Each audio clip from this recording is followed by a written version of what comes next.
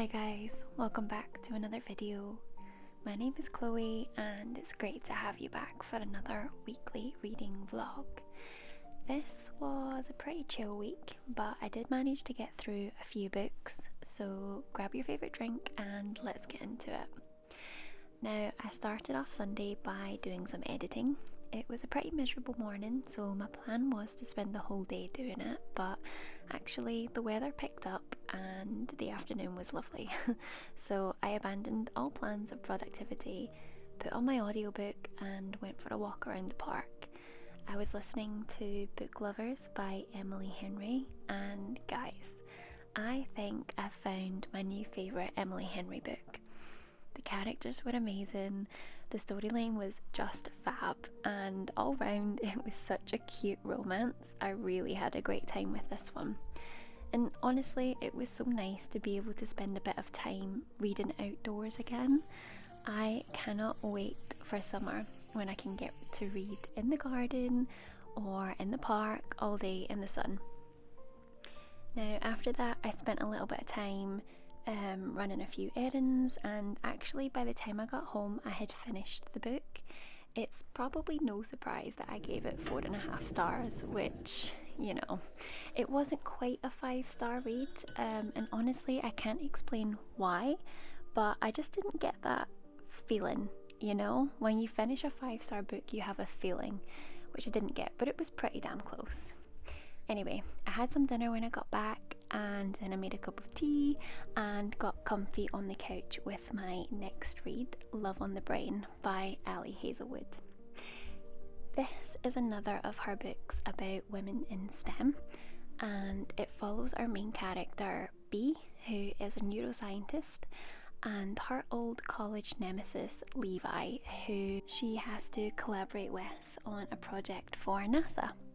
This one started out okay, but honestly it went downhill rapidly, but more on that later.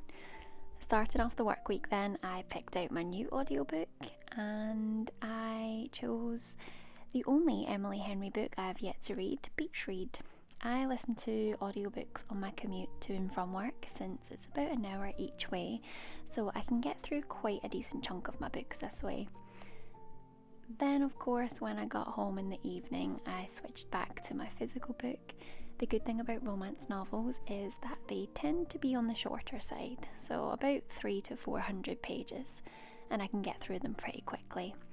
So I finished Love on the Brain on Monday night, and as you can see the ending was, well, I'll let past me tell you what she thought of the ending, but judging by the clips here it's pretty obvious that she wasn't a fan.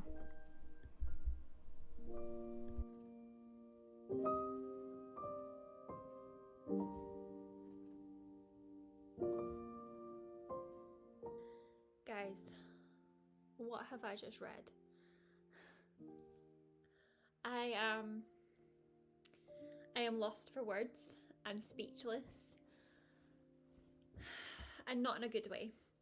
I wasn't even planning on doing an update tonight, but I've just read the end of Love on the Brain by Ali Hazelwood, and I need to talk to someone. What the heck was that ending? Oh my goodness, that is the biggest load of crap I've ever read in a book. It just, where did that ending come from? That last 15% of the book was just so unnecessary, so out of left field. I just don't understand how that got the green light. I mean, the book all in all wasn't great. Of the now three of her books that I've read, that was my least favourite, partly because it was basically just a carbon copy of The Love Hypothesis. Like, I'm not even joking, it was exactly the same except with different character names and different STEM disciplines. But overall the plot was pretty much identical until you get to the most bizarre last 20 or 30 pages, and then all of a sudden it turns into this weird action sequence that just didn't need to happen. Oh my goodness. That, I think, is going to be a contender for worst book of the year. I'm going to call it early because it was just not good. And I hate giving bad reviews to books, but it was just wow. Just wow. I'm not sure if maybe I need to start reading some of our other books, because the ones that I've read so far are like, as in all of the ones in STEM, are just starting to get too samey. And also, I read a review on Goodreads of someone had mentioned that how many times she talks about how big the guys are, and not even just like how big they are, but like how tall they are. And now I can't unsee it. Like every time one of the characters comes on screen, they're talking about how the men are so big and tall and broad, and the girls are teeny tiny little specks of dust in comparison to them. And now I can't unsee it, and it's really, really annoying me. But wow, that ending was just. I mean, I don't want to tell you what happened because spoilers, but if you've read this book, I feel like you'll know what I'm talking about. Like those last few scenes, it just was so not good. But it's done, finally. I don't even know where I put the book. I think I threw it. Oh, my laptop's sitting on it. You're actually sitting on it. I threw it down in a rage. But yes, I think it's safe to say that Love on the Brain is getting 2 stars. I feel like 2 stars is fair. The rest of the book wasn't too bad. It was okay, but it definitely wasn't good, which is such a shame because I actually really liked The Love Hypothesis. I gave that 4 stars when I read it. I gave Love Theoretically 3 stars. Again, it wasn't a bad book. I enjoyed it. It just wasn't groundbreaking. But this one, I found the main character, B, generally just to be really annoying. And I don't know if that's partly because of that's how her character was written, or because I was flopping back and forth between the physical book and the audiobook, and the audiobook's narrator's voice for B was just really annoying. So I don't know if that's maybe like influenced my hatred towards her, but I did just find her so irritating. I did not gel with her as a character at all. Also, the whole STEM Lord spiel is getting a little bit samey now. Like, it just feels a little bit overdone how every single male character in this world, or at least in this book, is an arsehole. I mean, don't get me wrong, I have got absolutely no doubt that there are quite a few men who work in STEM that are prejudiced or that have a bit of a god complex about them, you know. But this book makes it out to be every single man in STEM hates women and thinks that they should all just get back in the kitchen like the good little wife that they are. And it's just a bit much. It's just getting too much. Like, not every man is that much of a stereotype. It just, yeah. Like, even the good guys aren't really the good guys. And it's just... it's a bit overdone. But, yeah, I think 2 stars is fair. Some parts of it were okay. Some of it was enjoyable. The rest... it was just one big eye roll. But anyway, at least it's finished. And now I'm going to go and pick out my next read. So I just thought I would hop on and get that off my chest. So yes, anyway, let's go pick a hopefully better book. Yeah, so that wasn't the best book of the week, but I did pick out my next one that night and started it after work on Tuesday. And I ended up going for Take a Hint, Danny Brown by Talia Hibbert.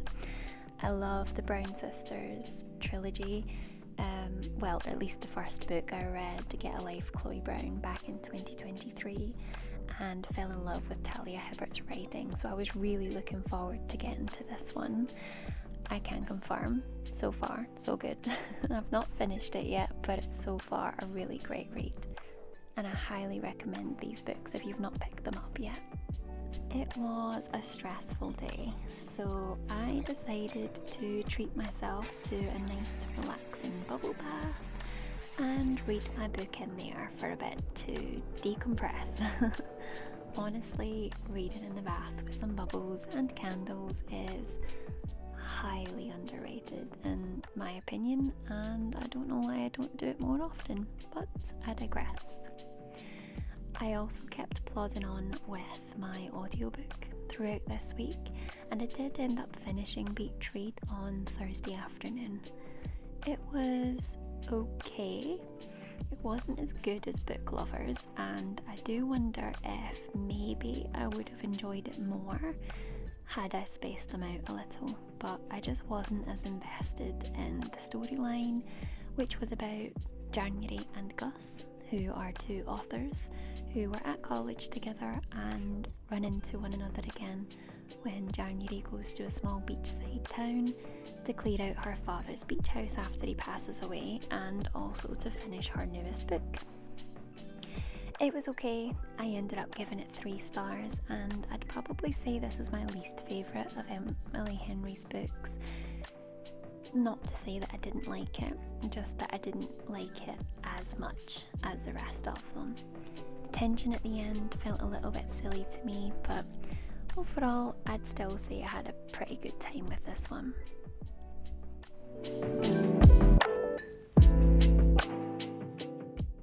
Hi guys, I just wanted to hop on and close out the video. So I last spoke to you guys on Tuesday. I didn't really film on Wednesday, Thursday because, to be honest with you, I have a pretty boring life. I work a 9 to 5, like you know, so I didn't do anything different Tuesday, Wednesday, Thursday to what you'll have already seen, and there's no point in repeating myself. I do all of my reading at night when I come home or as an audiobook on my commute, so yeah, you'll have seen everything anyway. However, I did just want to give you a bit of an update as to where I was in my book. So as you know, I finished Love on the Brain by Ali Hazelwood this week, Book Lovers and Beach Read both by Emily Henry, and I also managed to get just over halfway in Take a Hint Danny Brown by Talia Hibbert. So I'm on chapter 13, which is page 226, so I've not got too long to go, just about 150 pages I think. Really enjoying this one so far. I love Talia Hibbert's writing. It's so funny. The first one was just the same, and I'm really looking forward to getting to the third one now. But this book so far has been great. Obviously I can't tell you my thoughts yet because I've not finished it, but you'll hear all of that in my February wrap up at the end of the month anyway. So yeah, so far so good. I'm probably not going to get much reading done now for the rest of the weekend though, because tomorrow, so Saturday, we are driving up to Liverpool to spend the weekend with some friends, and depending on how delicate I feel on Sunday when I get back, I doubt I'll be doing much reading. So this is me wrapping up my reading week.